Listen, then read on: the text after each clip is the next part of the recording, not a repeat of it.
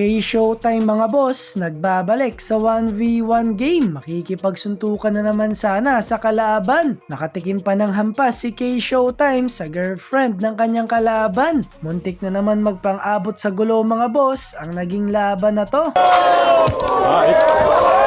Back up, bro. So long time no update tayo dito kay K-Showtime mga boss. Sa mga hindi nakakaalam, matagal na pong umalis si K-Showtime sa bansa natin. Base sa post niya bago nga siya umalis ay tapos na nga daw ang kanyang Philippine Tour. Iniisa-isa kasi ni K-Showtime mga boss ang mga bansang bumubuo sa Southeast Asia. Tumatagal ng isang buwan bawat bansa itong si K-Showtime. Matatandaan natin na naging controversial ang pagpunta niya dito noon sa Pilipinas. Hindi kasi nagustuhan ng mga Pinoy ang kanyang naging ugali. Sa katunayan niyan mga boss ay maraming Pinoy ang galit sa content creator na ito. Laman palagi ng usapin sa social media kasi daw binabastos nito ang mga kababayan natin. Halos nga karamihan na naging laban nito sa Pilipinas ay muntik nang magpang-abot sa suntukan. Maraming nagalit sa player na to at gusto nga ng mga kababayan natin ay paalisin na ito sa bansa natin. So mag-iisang buwan na rin siguro mga boss nang umalis dito sa bansa natin si K-Showtime. Tapos na kasi ang isang buwan niya na pag-i-stay dito sa Pilipinas. So ang next nga na bansa na pinuntahan nito mga boss ay ang Indonesia. Akala ko nga sa Pilipinas lang may makakaaway itong si K-Showtime pero pati na rin pala sa Indonesia. Sa video kasi na ito mga boss ay nakikipag 1v1 na naman si K-Showtime at muntik na nga ulit magpang-abot sa gulo ang naging laban. Hindi rin umaatras ang kalaban nitong si K-Showtime at nakisali pa talaga yung girlfriend ng kalaban niya. Kaya naging 2 versus 1 tuloy ang nangyari at nakatikim pa nga ng hampas itong si K-Showtime. Hindi rin naman nagpatalo itong si K-Showtime mga boss at hinalikan naman niya sa harap ng mga tao ang kanyang girlfriend. Sobrang ganda rin ng laban na to mga boss at dikitan nga lang din ang laban. May bitaw din itong kalaban ni K-Showtime kaya nahihirapan din itong Canadian content creator. Ganda sana nun mga boss kung nag 1v1 din yung mga girlfriend nila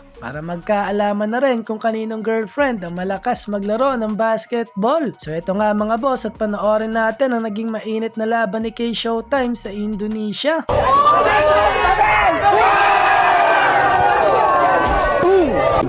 Don't touch me. A bunch of people in the back, alright? I didn't touch you though. I didn't even touch you. So get the off the court. So get off the court. Air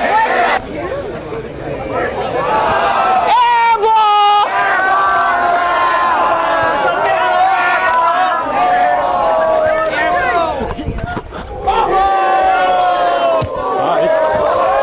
Back up, bro.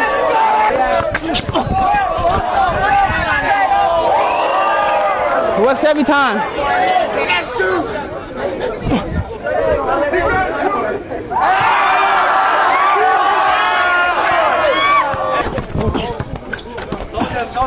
Oh yes!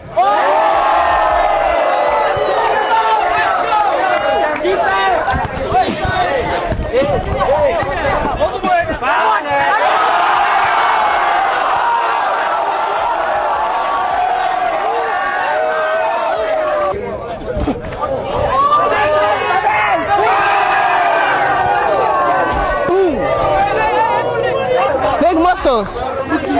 Big muscles. Big muscles.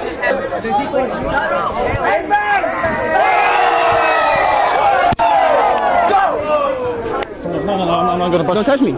Don't touch me. a bunch of people in the back, alright? I didn't touch you though. I didn't even touch you. So get the off the court. So get off the court. Blah, blah, blah, blah, blah. Maybe you're gonna get nothing. Say something. Where's he at? This is how you do it.